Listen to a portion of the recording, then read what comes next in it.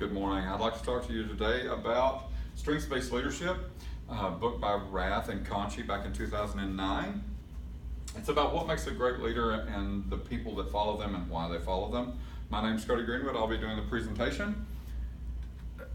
So Tom Rath, he's got a BA in psychology. He also has an MS in psychology, author of 5 books that have been on the Wall Street Journal's bestseller list.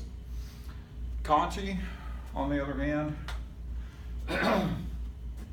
is highly sought after by CEOs around the world for his strategies, his executive assessments, diagnostics, and his ability to bring the objective dimension to companies to make better leaders, stronger leaders. So they collaborated on this book. The target audience directed toward all individuals that are interested in leadership positions, management positions, talking mainly about their strengths and weaknesses, but anything that we can do to make a better leader across the organization is what this book mainly is concerned with.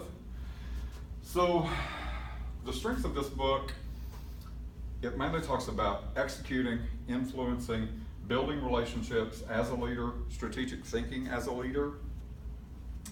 And one of the really good things about this book is it relates all 4 of these to successful leaders in different scenarios, which I thought was really interesting in this book. It really kind of helps the reader understand kind of what the successful leaders are looking at and what they do in their organizations to make better leaders.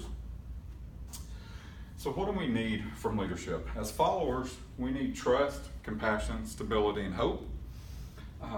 Rath and Conchi really pushed this in throughout the book, and these are really touched on really well. It makes a really good read for that. Weaknesses.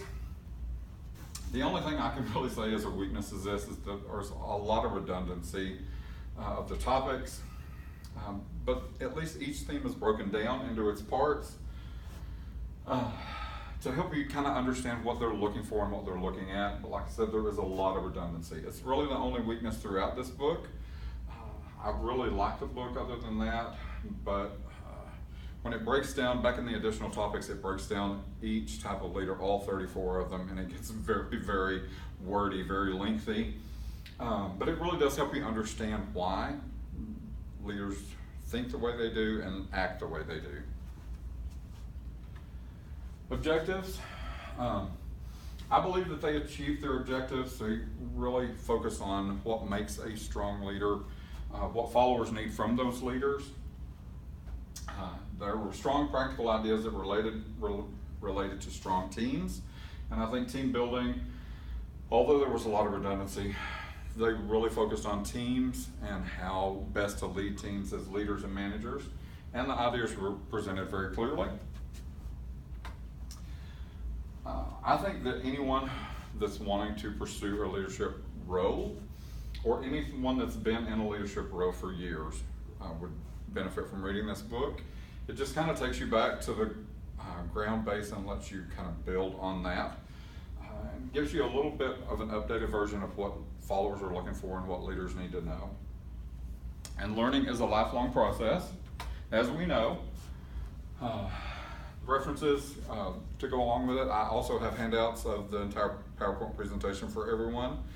Thank you for your time, and I appreciate you listening to me today. Thank you.